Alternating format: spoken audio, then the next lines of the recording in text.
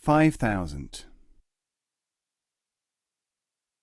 A man said to the keeper of the gate of Aleppo, "I have lived in the Khanqa, the retreat of the Master of the Age in Turkestan, for 20 years.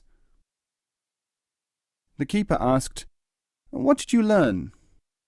"I do not know if I have learned anything," said the other man. "While I was there, people came and went. Some were dismissed, many were disappointed. Finally, I came away." The keeper said, "There is a great Sufi living beside the small market. Perhaps he may give you advice." The man from Turkestan went to the small market, and when he saw the great Sufi, he exclaimed, "Are you an impostor? For you are none other than the man who, for 20 years, appeared regularly at the Khanqa, sowing doubts about my master in my mind." The Sufi smiled and said, "One of my duties is to test disciples.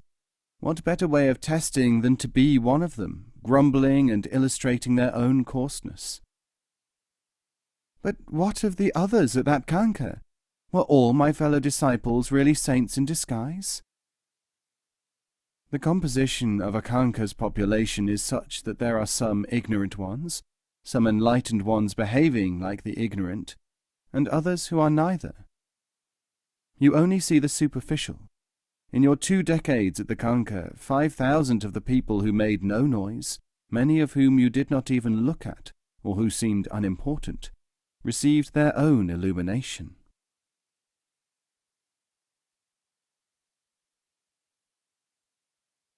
The Man and the Snail. A man once saw a snail sitting in a crevice in a wall. He called out, "Hello, snail." Believe it or not, that snail could speak, and it could hear, and it said, "Hello there, what are you?" The man said, "I am a human being." "Are you like us?" asked the snail. "In a way, but there are a lot of things which we can do that you cannot." "Name them." "Well, for instance, you have eyes on stalks. We have stalks on the other end called legs. We have feet on them. By moving the legs and feet, we can cover vast distances in no time at all." "That sounds quite extraordinary. Anything else?" "Well, we have no shell. We don't need one." "No shell? I suppose it is possible. Anything else?" "And we can communicate without words, without even being together. Our method is to take something like, say, a leaf, make a mark on it, called writing, and send it by another human being. Now, by what is called reading, the person who receives it can know what the writer was thinking." The snail said, "The trouble with you, as with all liars, is that you go too far. I have trapped you into overreaching yourself by pretending to believe you. But if I further encourage you by not expressing the disbelief natural to all rational beings, I shall be a partner in your sinful lies."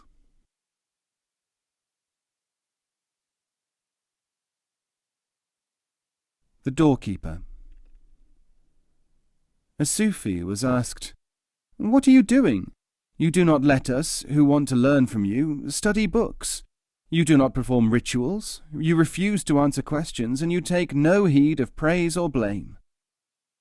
He said, "I am a doorkeeper. The doorkeeper makes sure that the door is open when it should be open, and that it is shut when it has to be shut. He permits the entry of whatever or whoever should enter, and he denies entry to what must be excluded.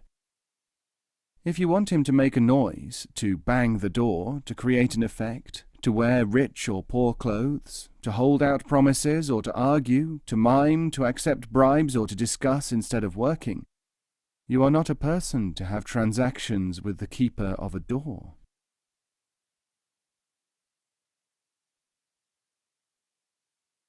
The Letter of Thanks. Idries Shah returned from a banquet at the house of the Prime Minister of the time in the country of Roum. He immediately sat down and dictated a letter to the finest calligrapher in the city, packed with some fulsome compliments and sticky honorifics. A visiting thinker said, "Oh, Sharif, if you send this letter to the minister, he will either be revolted by your adulation and never invite you to his table again, or else he will so fear people's opinion that he was influenced by your flattery as never to offer you a high post at court." Idries Shah smiled and said, "You have judged him well, and your reputation as a philosopher is illuminated by your diagnosis. But your assessment of me seems to have become confused with your own ambitions for yourself. Know, therefore, that being desirous of fewer, not more, banquets, and even less enamoured by the prospect of positions at court, I have composed the letter which you have just heard."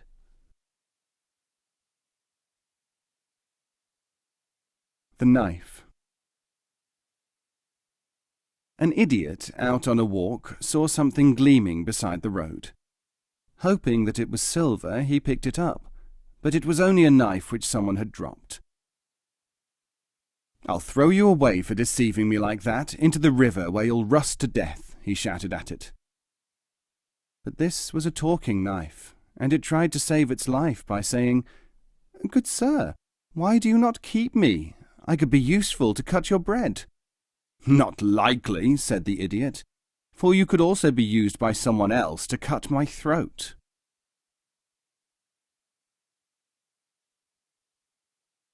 The Elixir. One of the great Sufi teachers was asked, "How is it possible to comprehend the teachings of the masters when so much of their behaviour is paradoxical and frequently so very ordinary?"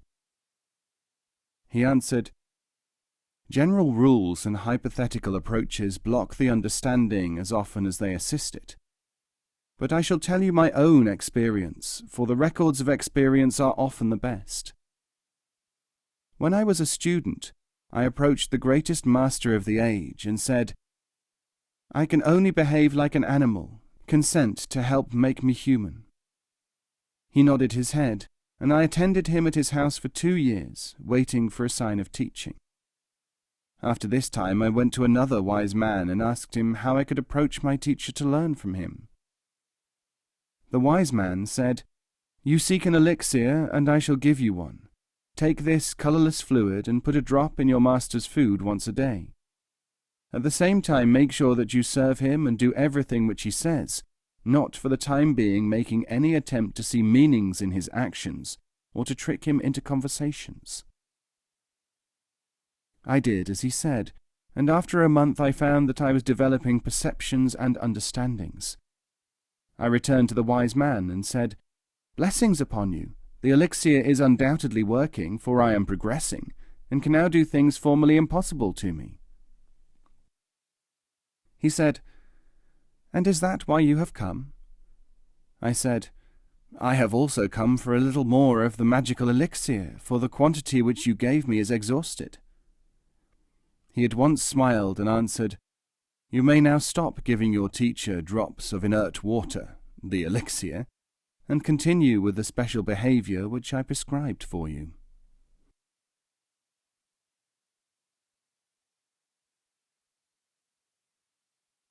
The Lion. Once upon a time there was a lion. He had come into being to be a lion, and to pass on lion experience to cubs and other lions. But certain gnats and flies who surrounded him imagined that he was there for their amusement and for their use. The lion, by shaking his head and swishing his tail, prevented the insects from living off him. Although they scattered when he made any movement, they never learned that they should leave him alone, and that by approaching him they were acting through habit and impulse, not reason or effectiveness. One day the lion died. He provided a place of sport for insects, and some of them lived for quite a long time off his carcass. The insects thought that they had won the battle, since the lion did not now oppose them. To them, he was their property. Indeed, thinking insects constructed a system of thought to explain what the lion really was, based on their experiences of the dead body. Because the voice of the lion had been stilled by nature, They and those who heard them supposed that the insect version of the aims and value of lions was correct. This is one reason why so many lions leave behind cubs.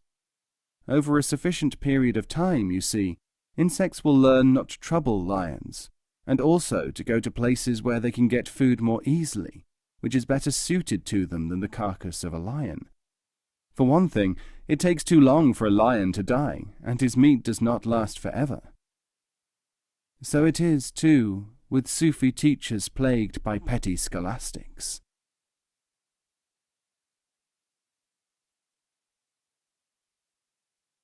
The certificate. A certain man had been studying with a Sufi master for several years, having been sent by means of a subscription raised from the citizens of his hometown. When the time came for him to return, the master handed him a certificate. On it was written, "I certify that this man has fasted constantly, has suffered extraordinary privations, has performed wonders, and should be respected in every way." The disciple said, "Why should you issue such an untrue and misleading document?" The master said, "Sufis do not exist by outward show, nor by the possession of certificates. But you just try explaining that to people who have paid for outward show and certificates. The people who made it possible for you to come here would be the first to revile you and claim that you had wasted their money, if they were not shown their own kind of evidence for your importance."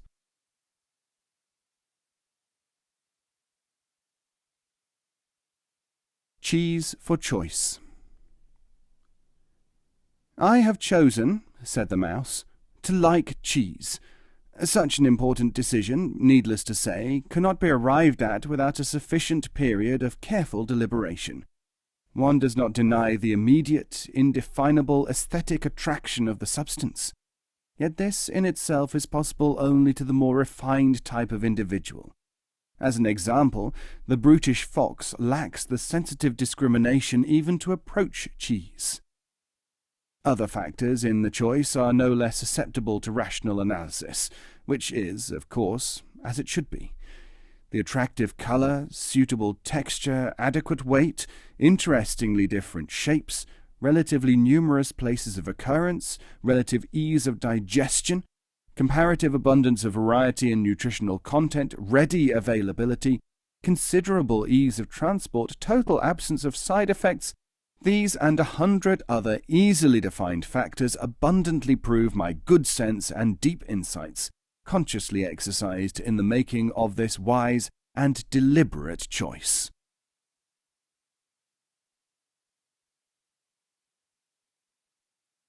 Hidden Hand. The Khan Jan Fishan Khan was at one time frequently preached against by a certain mullah of Kandahar. He called for reports of the mullah's sermons and studied them, but he said nothing publicly. Several months after this incident, a traveller arriving from Mazar, one Abdul Qadir Beg, who wrote about it in his memoirs, said, "You were until quite recently preached against by the Sifri mullah, and now I am told he never refers to you at all. Have you changed your ways, or is this magic? What alchemy, what talisman can you have used?" Jan Fishan Khan, says Abdul Qadir, answered, "If you promise to tell nobody until the mullah is no more, I shall confide in you." I studied his speeches and saw that he had contradicted himself. For instance, he objected to my administrative activities on the grounds that I was called a mystic, and my Sufi activities on the grounds that I was called a Khan. So the remedy was simple. I arranged, anonymously and through a merchant friend at the City of the Cloak of the Prophet, that the mullah be appointed advisor to the merchants of Kandahar.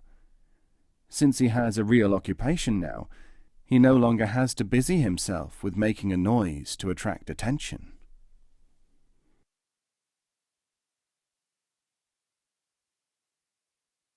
City of Storms.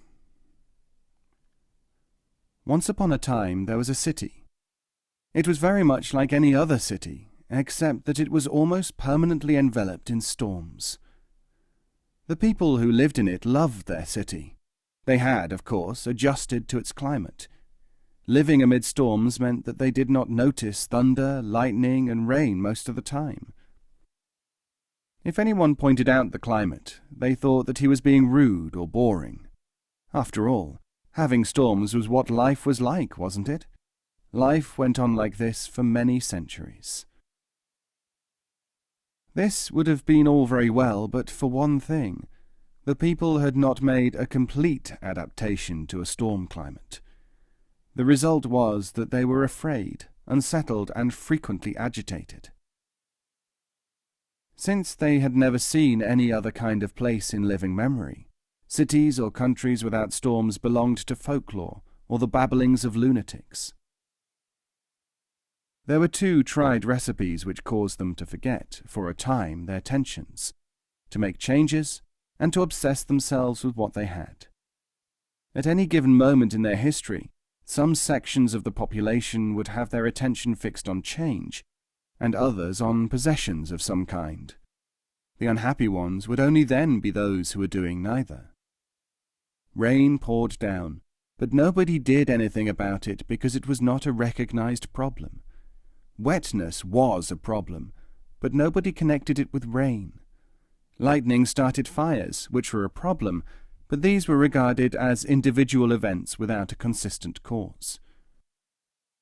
You may think it remarkable that so many people knew so little for so long.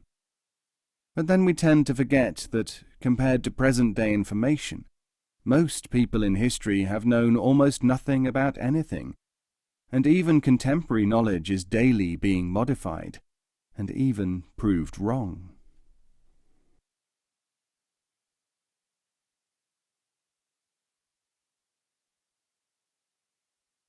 People. It is related in the book of Amudarya that a former lawyer, a scholar jurist, who had joined Bahuddin Naqshband, asked him, "You know all about dogma and exegetics. You seem to know all about theory and about what is in books. How can you manage to have all this knowledge when it is not as well developed in academic scholars and in dogmatists?" "Well," said Bahuddin, "I can only say that I learned much more about dogma from sources other than books and arguments, or even from lectures." "What could such sources be?" "I learnt about dogma and scholasticism by studying people."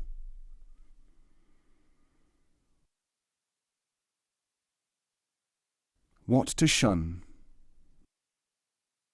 Two worthy citizens of the land of fools were talking together.